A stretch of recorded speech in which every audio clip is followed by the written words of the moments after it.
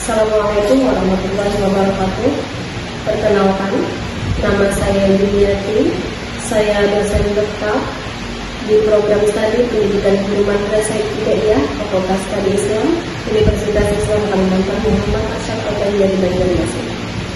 Mata kuliah yang saya ambil di program studi pendidikan guru madrasah ibtidaiyah pada semester ganjil maupun genap adalah konsep dasar IPA 1 MISD, konsep dasar IPA 2 MISD, pendidikan IPA MISD, pengembangan IPA MISD, dan Fakultas Meta IPA MISD. Salah satu mata kuliah yang saya ajarkan pada program studi pendidikan guru madrasah ibtidaiyah yaitu konsep dasar IPA 2 MISD yang berada di semester ganjil pada pertemuan ke-6. Kode mata kuliah PGM 3303. Adapun capaian pembelajaran lulusan konsep dasar IPA 2 MISD dilihat dari 3 aspek. Yang pertama sikap, yaitu bertakwa kepada Tuhan Yang Maha Esa dan mampu menunjukkan sikap religius, menunjukkan sikap tanggung jawab atas pekerjaan di bidang keahliannya secara mandiri, menampilkan diri sebagai pribadi yang jujur, berakhlak mulia dan teladan bagi peserta didik dan masyarakat, menunjukkan etos kerja, tanggung jawab, rasa bangga dan cinta menjadi pendidik dan percaya diri, menunjukkan sikap bertanggung jawab atas pekerjaan di bidang pendidikan guru kelas MISD secara mandiri. Yang kedua, dilihat dari aspek keterampilan yang terdiri dari keterampilan umum dan juga keterampilan khusus. Keterampilan umum yaitu mampu menunjukkan kinerja mandiri, bermutu dan terukur. Sedangkan keterampilan khusus mampu menyelenggarakan pembelajaran yang mendidik sebagai guru kelas MISD, mampu memanfaatkan teknologi informasi dan komunikasi secara efektif dan berdaya guna untuk pembelajaran bidang guru kelas MISD, mampu memfasilitasi pengembangan potensi keilmuan bidang guru kelas MISD peserta didik untuk mengaktualisasikan kemampuan dan keterampilan beragama dalam kehidupan nyata di sekolah atau di madrasah dan di masyarakat. Mampu berkomunikasi secara efektif, empatik, dan santun dalam pelaksanaan tugas pembelajaran bidang guru kelas MISD dan di komunitas akademik maupun dengan masyarakat umum. Mampu melaksanakan penilaian dan evaluasi proses dan hasil pembelajaran bidang guru kelas MISD tepat serta mampu memanfaatkan untuk keperluan pembelajaran. Yang ketiga yaitu pada aspek pengetahuan, yaitu menguasai teori belajar dan prinsip-prinsip pembelajaran yang mendidik dalam pelaksanaan pembelajaran bidang guru kelas MISD serta menguasai substansi materi, struktur, konsep, dan olah pikir keilmuan guru kelas MISD. Adapun capaian pembelajaran mata kuliah konsep dasar IPA MISD yaitu mampu memahami, membedakan, dan menjelaskan tentang keanekaragaman makhluk hidup, tumbuhan dan proses kehidupannya, hewan dan proses kehidupannya, sistem dalam kehidupan manusia, sistem koordinasi, alat indera dan reproduksi manusia, ekosistem sebagai lingkungan hidup manusia, dan pembelajaran mitigasi bencana. Tujuan dari pembelajaran mata kuliah konsep dasar IPA 2 MISD untuk menyiapkan keahlian mahasiswa pendidikan guru madrasah ibtidaiyah sebagai calon guru kelas MISD untuk menguasai substansi struktur ilmu biologi dalam mata pelajaran IPA MISD. Skop kajian itu meliputi keanekaragaman makhluk hidup, tumbuhan dan proses kehidupannya, hewan dan proses kehidupannya, sistem dalam kehidupan manusia, sistem koordinasi alat indera dan reproduksi manusia, ekosistem sebagai lingkungan hidup manusia, dan pembelajaran mitigasi bencana. Sistem perkuliahan pada mata kuliah konsep dasar IPA 2 MISD itu dilakukan sebanyak 16 kali pertemuan yang terdiri dari 14 kali materi dan 2 kali ujian tengah semester dan ujian akhir semester. Metode yang dilakukan yaitu metode ceramah, diskusi, dan juga tanya jawab. Adapun penilaian yaitu berupa tes tertulis dan juga tes lisan dengan kriteria kesesuaian jawaban dengan substansi materi yang sudah diberikan. Baik, langsung saja kita simak proses pembelajaran pada konsep dasar IPA 2 MISD. Selamat menyaksikan. Bismillahirrahmanirrahim. Assalamualaikum warahmatullahi wabarakatuh. Waalaikumsalam warahmatullahi wabarakatuh. Alhamdulillahirabbil alamin. Assalatu wassalamu ala asyrofil anbiya'i wal mursalin wa ala alihi wa ashabihi ajma'in. Alhamdulillah, pada siang hari ini kita bisa bertemu kembali pada mata kuliah konsep dasar IPA 2 MISD. Pada hari ini kita pertemuan yang ke-6 pada materi adaptasi hewan. Sebelum kita memulai perkuliahan kita pada hari ini, kira-kira dari kalian semua ada yang tidak hadir atau memang sudah hadir semua? Ya, sepertinya memang sudah hadir semua ya. Alhamdulillah, semuanya sudah hadir dan semuanya sehat. Ya, sebelum kita memulai materi adaptasi hewan, marilah kita buka sama-sama dengan membacakan basmalah. Bismillahirrahmanirrahim. Oke, mungkin kalian masih ingat apa itu dari adaptasi hewan. Ya, adaptasi hewan. Jadi adaptasi hewan dia merupakan kemampuan makhluk hidup untuk melakukan perubahan agar menyesuaikan diri terhadap lingkungan tempat hidup. Itu yang dinamakan dengan adaptasi hewan. Oke. Apa tujuan hewan itu melakukan adaptasi? Jadi hewan itu melakukan adaptasi yang pertama untuk mempermudah hewan atau makhluk hidup untuk mencari makan. Yang kedua, tujuannya adalah untuk melindungi dirinya. Dari siapa? Dari musuh. Selain itu, apa lagi tujuan dari adaptasi hewan? Yaitu mempertahankan diri dari pengaruh perubahan lingkungan. Misalnya pada perubahan cuaca yang ekstrim atau perubahan keadaan tempat tinggalnya. Itu tadi merupakan dari tujuan adaptasi hewan. Ada beberapa cara hewan itu beradaptasi. Ada dengan cara morfologi, ada dengan cara fisiologi, ada dengan cara tingkah laku. Apa itu morfologi, apa itu fisiologi, apa itu tingkah laku? Itu bisa dilihat. Yang pertama itu adalah dengan cara morfologi. Ya. Morfologi kita dapat melihat dari bentuk tubuh hewan yang adaptif, yang tadi dapat menyesuaikan diri. Itu morfologi. Nah, selain tadi dilihat dari bentuk bagian tubuhnya, morfologi juga tampak dari luar dan mudah diamati. Siapa yang mengamati? Yaitu salah satunya adalah manusia. Nah, itu adalah morfologi. Selanjutnya adalah fisiologi. Apa itu fisiologi? Jadi cara hewan beradaptasi dengan cara fisiologi itu melalui proses adaptif yang ada di dalam tubuhnya. Jadi menyesuaikan diri dibantu dengan enzim-enzim yang ada di dalam tubuhnya. Jadi kalau fisiologi adaptif, dia melibatkan zat-zat kimia yang ada di dalam tubuhnya. Cara yang ketiga, hewan itu beradaptasi yaitu dengan cara tingkah laku. Apa itu dengan cara tingkah laku? Yaitu dengan cara melindungi diri dari ancaman atau bahaya. Bahaya dari siapa? Dari musuhnya, sehingga dapat melindungi diri. Oke. Jadi beberapa cara hewan beradaptasi.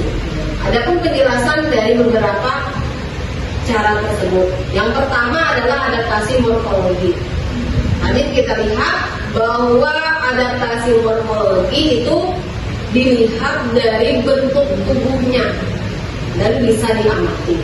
Nah, yang pertama itu ada bentuk paruh, ada bentuk mulut, ya, ada bentuk kaki atau cakar, dan juga ada bentuk gigi. Di sini kalau dilihat pada bentuk paruh itu ada pemakan biji. Nah, jadi hewan itu dilihat dari pemakan biji, ada yang pemakan serangga, ada yang pemakan daging, ada yang pemakan ikan, ada yang pemakan daging dan tumbuhan, dan juga ada yang penghisap nektar. Nektar itu berarti bunga. Kalau dilihat dari mulutnya, tadi kan dari paruh, sekarang kalau dilihat mulut itu bisa dilihat pada hewan-hewan serangga. Ada yang menggigit, ada yang menjilat, ada yang menghisap, ada yang menusuk dan juga menghisap. Terus kalau dilihat dari bentuk kaki atau cakar, itu dilihat dari tipe-tipenya. Ada yang suka berenang, ya, ada yang suka memanjat, ada yang suka bertengger, ada yang suka berjalan. Nah, itu dilihat dari bentuk kaki. Nah, kalau dilihat dari gigi, itu dilihat dia herbivora, karnivora atau omnivora. Nah, untuk lebih jelasnya kita lihat masing-masing dari bentuk morfologi ini. Nah, ini salah satu contoh dari bentuk paruh, yaitu pada burung elang, pada burung pelikan, pada burung bebek, pada burung pelatuk, pada burung pipit, pada burung kolibri. Kita lihat ini. Yang pertama ini adalah hewan yang pemakan biji-bijian. Nah, tadi sudah kita sudah disampaikan bahwa tadi ada hewan pemakan biji-bijian. Contohnya itu adalah pada burung pipit. Pernah kan lihat burung pipit? Apa yang dia makan? Benih atau padi. Jadi biji padi yang dia makan. Seperti apa bentuk dari paruhnya? Nah, dilihat dari bentuk paruh seekor burung pipit, dia memiliki paruh yang pendek dan juga kuat. Burung apa dia memiliki? Nah, bentuk paruh yang seperti itu. Nah, yaitu gunanya untuk menghancurkan biji-bijian yang dia ingin makan. Nah, yang kedua itu adalah hewan pemakan daging. Nah, kalau kita lihat contohnya itu pada burung elang dan juga burung, tahu nggak nih burung apa? Burung bangkai. Kenapa dia dikatakan burung bangkai? Karena dia suka memakan bangkai setelah diserang oleh binatang lain. Seperti apa bentuk dari paruhnya? Oke. Yang pertama, paruhnya itu tajam. Ya, bisa dilihat kan paruhnya. Yang mana yang di paruh?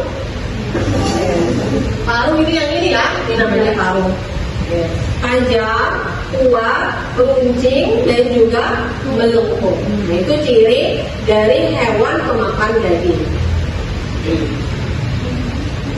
Yang berikutnya yaitu hewan pemakan serangga. Nah, jadi hewan yang pemakan serangga memiliki paruh yang berbentuk panjang, kuat, dan juga runcing. Seperti burung apa ini? Burung pelatuk. Nah, burung pelatuk. Mengapa dia memiliki paruh yang panjang, kuat, dan juga runcing? Jadi gunanya adalah untuk mencari berbagai macam serangga, ya. Nah, ada juga hewan yang pemakan ikan.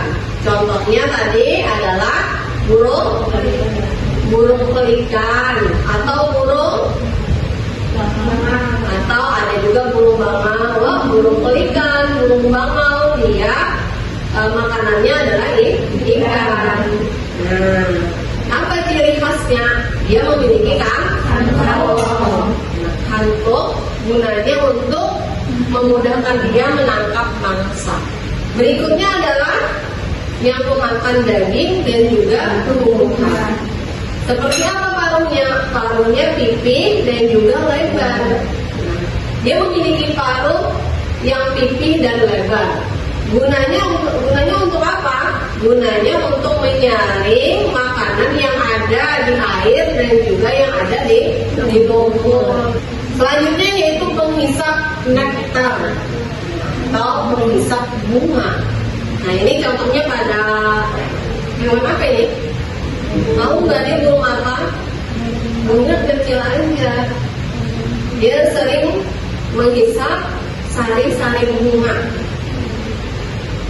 Apa ya kira-kira? Burung kolibri. Ya, burung kolibri. Dia memiliki paruh yang runcing dan panjang. Mengapa dia memiliki paruh yang runcing dan panjang? Ya gunanya untuk memudahkan dia untuk menghisap nektar atau sari-sari yang ada pada bunga. Oke, selanjutnya nih dilihat dari mulut hewan ya, mulut hewan. Kalau kita lihat di sini contohnya ada beberapa hewan seperti belalang, ada kupu-kupu, ada lalat, ada nyamuk. Nah, kalau nyamuk, kalau kita digigit biasanya apa? Merasa sakit dan merasa gatal. Mengapa seperti itu? Karena dia memiliki apa? Memiliki mulut menusuk dan juga menghisap. Yang berikutnya yaitu bentuk mulut pada lalat. Pada lalat dia itu menjilat, kemana-mana dia jilat ya. Terus bentuk mulut dari hewan kupu-kupu, dia dikategorikan penghisap sama seperti apa tadi kalau dilihat dari paruh? Iya, dilihat dari burung kolibri, sama seperti kupu-kupu. Yang membedakan kalau kupu-kupu dia melalui mulut, tapi kalau burung kolibri dia menggunakan paruh. Jadi ada perbedaan walaupun sama-sama menghisap. Yang berikutnya itu bentuk mulut dari belalang. Jadi bentuk mulut dari belalang bisa dilihat dari sininya. Nah, dia mengunyah. Nah, makanya biasanya kan dia hinggap di beberapa dedaunan ya. Dedaunan itu dia punya daunnya. Ya. Yang berikutnya kita lihat dari bentuk kaki atau cakar. Nah ini, kalau kita melihat hewan yang berselaput kakinya, itu berarti dia tipe hewan perenang. Ya, seperti contohnya ada pada bebek, apalagi ya pada burung pelikan. Oke. Selanjutnya adalah tipe pemanjat. Nah, kalau yang tipe pemanjat, cirinya dia memiliki 2 jari, kakinya memiliki 2 jari ke depan dan 2 jari ke belakang. Bisa dilihat pada gambar. Nah, dia fungsinya untuk memanjat pohon. Oke, berikutnya itu adalah tipe petengger. Ciri-ciri yang petengger nih, kaki yang memiliki petengger bisa dilihat di gambar, yaitu memiliki kaki yang panjang dan juga datar. Bisa dilihat ya, panjang dan datar. Gunanya untuk apa? Gunanya untuk memudahkan dia berdiri atau bertengger di ranting-ranting. Yang berikutnya, nah ini contohnya pada ayam, ya, tipe pejalan kaki. Dia memiliki 3 jari ke depan dan 1 jari ke belakang. Gunanya untuk apa? gunanya untuk mengais atau menggaruk makanan yang ada di rahang. Yang berikutnya kita lihat dari bentuk gigi. Bentuk gigi kita lihat. Nah, kita lihat nih hewan yang herbivora. Herbivora dia kan pemakan tumbuh-tumbuhan. Seperti apa sih gigi hewan yang herbivora? Kita temui yang paling gampang contohnya itu pada hewan kambing. Lihat giginya kambing. Nah, bentuknya seperti ini semua. Banyak gigi apanya itu? Dia banyak memiliki gigi geraham. Nah, yang berukuran lebar. Oke, yang selanjutnya adalah karnivora. Kalau karnivora kita melihat dia memiliki gigi geraham, memiliki gigi seri, memiliki gigi taring. Tapi yang lebih menonjol biasanya dulu adalah gigi taring. Gigi taring yang tajam dan juga panjang dan runcing, fungsinya buat apa? Untuk mengoyak-ngoyak mangsanya. Contohnya apa ya? Buaya, ya, buaya. Nah, itu dia giginya taring. Yang berikutnya yaitu yang kita lihat dari morfologi tadi adalah pada bentuk gigi omnivora. Nah, bisa kita lihat di sini lah contoh-contoh yang memiliki gigi omnivora. Dia memakan tumbuhan iya, memakan daging juga iya. Berikutnya adalah kita lihat pada adaptasi fisiologi. Adaptasi fisiologi tadi sudah kita dengarkan seperti apa itu fisiologi. Nah, di sini kita lihat pada ikan tawar dan juga ikan laut. Contohnya juga ada pada jerapah. Contohnya juga ada pada unta. Nah, bisa kita lihat yang pertama dulu dari ikan air tawar dan juga ikan air laut. Apa itu kira-kira kalau kita lihat, kita baca ada tulisan-tulisannya. Nah, jadi kesimpulannya saja ya dari Ibu, apa itu perbedaannya ikan air tawar dan ikan air laut yang ada pada adaptasi fisiologi.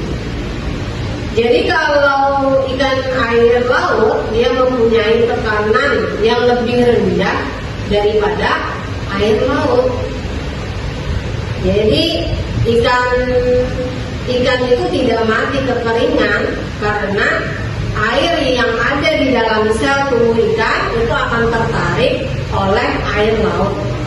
Nah, maka ikan yang hidup di air laut itu banyak minum dan sedikit mengeluarkan urin. Nah, jadi kalau ikan yang di air laut dia sedikit minum, akan tetapi dia banyak minum, mohon maaf kebalikannya, dia lebih banyak minum tetapi lebih sedikit mengeluarkan.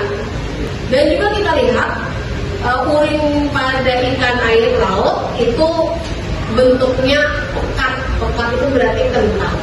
Itu perbedaan nanti antara ikan air laut dan ikan air darat. Nah, kebalikannya dari ikan air tawar. Tadi kalau ikan air tawar, ikan air laut, dia apa? Minumnya banyak, mengeluarkan sedikit. Nah, kebalikannya, kalau ikan air tawar dia sedikit minum, mengeluarkannya banyak. Sama seperti jerapah. Nah, sama seperti jerapah, kalau kita lihat mengapa jerapah itu padahal di awal dia tidak memiliki leher yang panjang. Mengapa dia tambah panjang? Kalau kita lihat dikarenakan bahan makanannya terbatas yang ada di bawah. Nah, sehingga dia berusaha untuk memanjangkan lehernya. Jadi apa yang kita dapat ambil kesimpulan, nah ternyata fungsi lehernya panjang itu adalah untuk memudahkan dia mengambil makanannya. Kalau tidak seperti itu dia akan mati atau tidak bertahan hidup. Masih banyak lagi ya contoh-contoh dari adaptasi fisiologi. Yang berikutnya adalah adaptasi tingkah laku. Nah, untuk adaptasi tingkah laku, dia ada yang mimikri, ada yang autotomi, ada yang hibernasi, ada yang estivasi. Nah, kita lihat dari contohnya, sehingga nanti ingat seperti apa itu mimikri. Kalau kita lihat contoh, ini adalah pada hewan bunglon. Mengapa bunglon? Ibu ambil contoh. Dia berubah warna. Mengapa dia berubah warna? Menyesuaikan dengan dimana dia hinggap, dia apa ini namanya, mukim, ya bertempat lah seperti itu, menyesuaikan. Kalau dia di kayu maka bentuknya seperti kayu. Kalau dia hinggap di daun maka bentuknya seperti daun. Kalau dia hinggap di kerudung merah maka warnanya berwarna merah. Mengapa demikian? Untuk mengelabui musuhnya.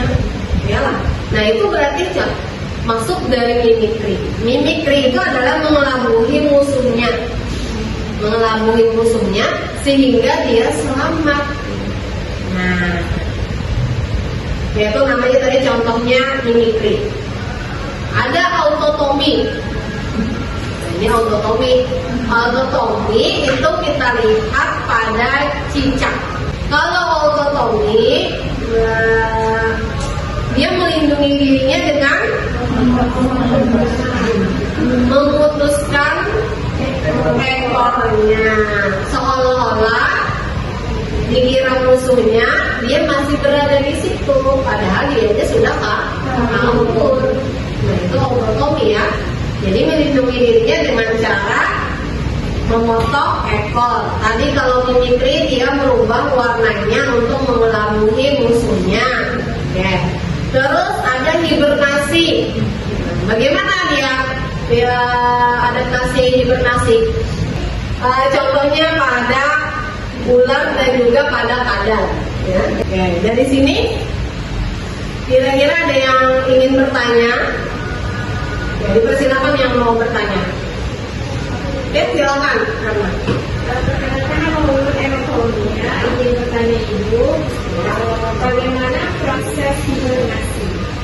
Ya, terima kasih Emma Emma. Seperti apa sih prosesnya hibernasi? Nah, kita lihat tadi dari contoh bahwa hibernasi ini adalah hewan dia takut pada iklim dingin. Nah, jadi seperti apa dia berhibernasi? Jadi dia berhibernasi. Sebelum dia hibernasi, hewan tersebut mengkonsumsi dulu makanan sebanyak-banyaknya sehingga dia bisa berhibernasi. Ada lagi? Belum. Oke, silakan. Apa perbedaannya antara morfologi dan fisiologi? Oke, terima kasih. Oke, tadi sudah kita simak apa itu morfologi, apa itu fisiologi, apa itu tingkah laku. Jadi apa perbedaan antara ketiga adaptasi ini? Nah, secara singkatnya, biar kita lebih paham lagi, kalau morfologi itu bisa kita lihat dari bentuknya saja. Nah, yang bentuknya, ya, terus kalau fisiologi kita lihat dari fungsinya. Nah, kalau tingkah laku kita lihat dari adaptasi dia untuk melindungi diri. Nah, itu perbedaan dari adaptasi ketiga hewan. Oke, ada lagi yang ingin bertanya? Oke, tidak ada. Alhamdulillah. Kalau tidak ada pertanyaan, terima kasih banyak atas perhatiannya. Ibu mohon maaf apabila ada perkataan ataupun perbuatan yang kurang berkenan, mohon dimaafkan. Diakhiri dengan mengucapkan Assalamualaikum warahmatullahi wabarakatuh. Waalaikumsalam warahmatullahi wabarakatuh.